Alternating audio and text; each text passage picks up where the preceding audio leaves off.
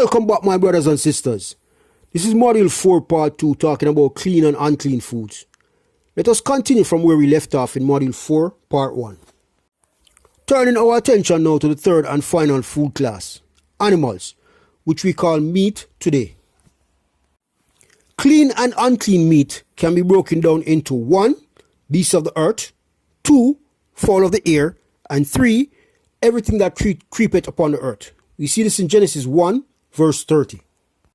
Okay, so remember when we pointed out earlier that with the exception of man, all other animal eaters are designated cleaners of the ground?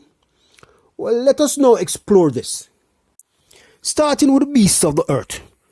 Leviticus 11 verse 1 to 8 shows the beasts of the earth that are clean and can be eaten, and those that are unclean and should not be eaten. Notice in Leviticus 11 verse 3, the clean beasts parted the hoof, are cloven-footed, and chewed the cud. Now from Deuteronomy 14 verse 4 to 6, we see that these include the cow, the sheep, and the goat, among others. Further investigation will show that these are all herb and grass eaters.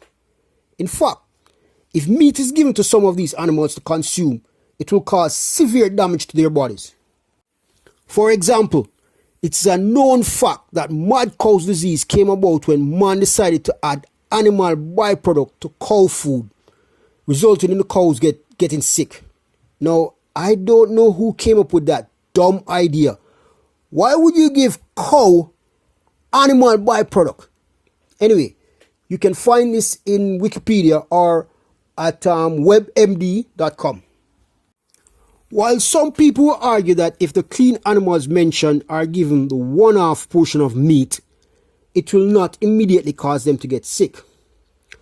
Well, we say that that is the dumbest argument ever.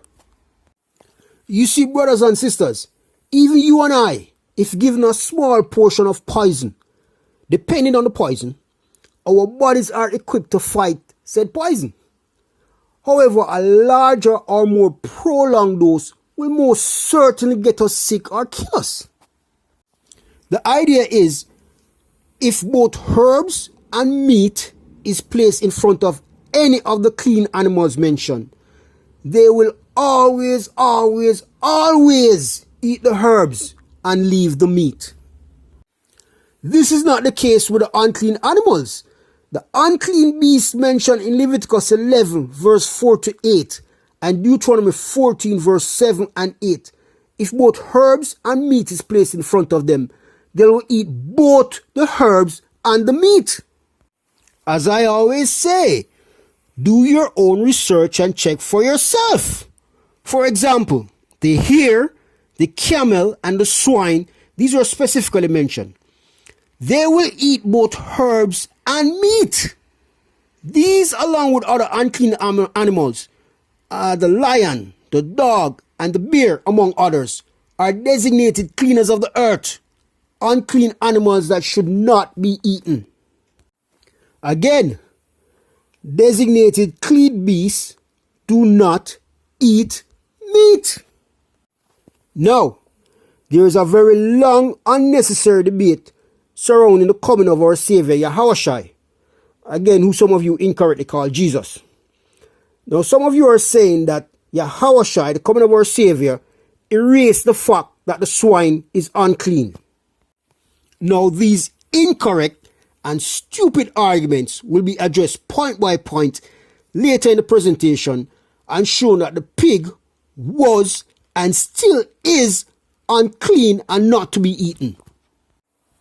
But right now, I would like to finish the point that with the exception of man, all other animal eaters are designated cleaners of the earth. So what about the fowls of the air and the creeping things of the earth?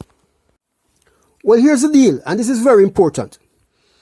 While Leviticus 11 verse 13 to 23 and Deuteronomy 14 verse 11 to 20 appears to combine fowls of the air with the creeping animals, one must refer back to 1. Genesis 1 verse 20, where on the 5th day he made fowls to fly. 2, in verse 24 and 25, where he made the creeping things on the 6th day. And 3, in verse 26, 28, and 30, where he kept making a clear distinction between fowls of the air and creeping things. Now, clearly, brothers and sisters, if you read all of these and you read it carefully, you will see that if a fowl cannot fly, it is a creeping thing and an abomination, as fowls were made to fly. So, examining Leviticus 11, verse 13 to 19, and Deuteronomy 14, verse 12 to 18, we see the fowls of the air that are unclean. These include the eagle, the vulture, and the owl, among others. Well, guess what, brothers and sisters? All the unclean fowls of the air mentioned either eat meat only or eat both herbs and meat. Again, animal eaters, designated cleaners of the earth. Now, some clean fowls of the air include doves, quails, and pigeons, among others. So, going back to the point that Leviticus 11 and Deuteronomy 14 appears to combine fowls with creeping things. Well, we already mentioned that fowls that don't fly are creeping fowls. However, what about other creeping things that fly? Well, brothers and sisters, have you ever seen a cockroach? I mean, cockroach appears to fly, right? Don't they? Truth be told, creeping things don't actually fly. They have the ability to appear to fly. As per Leviticus 11 verse 21, creeping things leap, having the appearance of flight. Leviticus 11 verse 22 shows the creeping things that are clean. Again, note those that are clean, such as the locust and grasshopper, they eat herbs only, while the unclean creeping animals eat both herbs and meat. For example, a cockroach. Again, animal eaters, designated cleaners of the earth.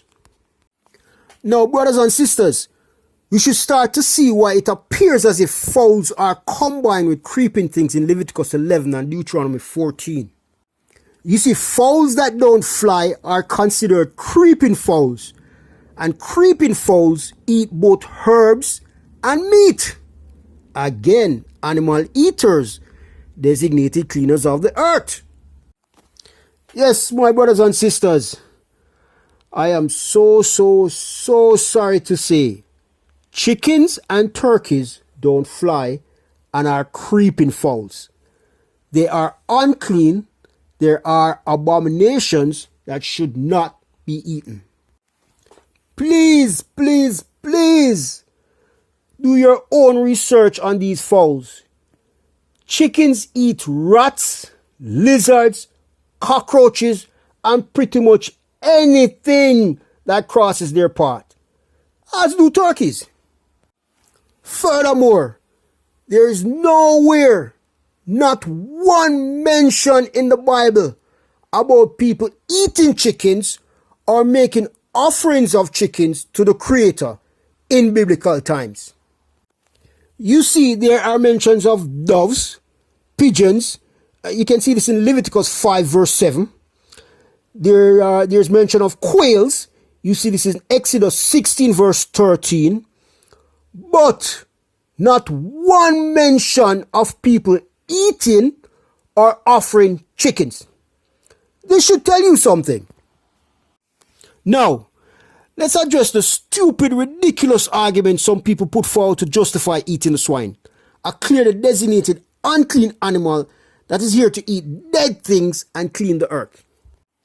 But brothers and sisters, now is a good time to take a break. Let us pause and continue in part 3. Please subscribe and join me in module 4, part 3.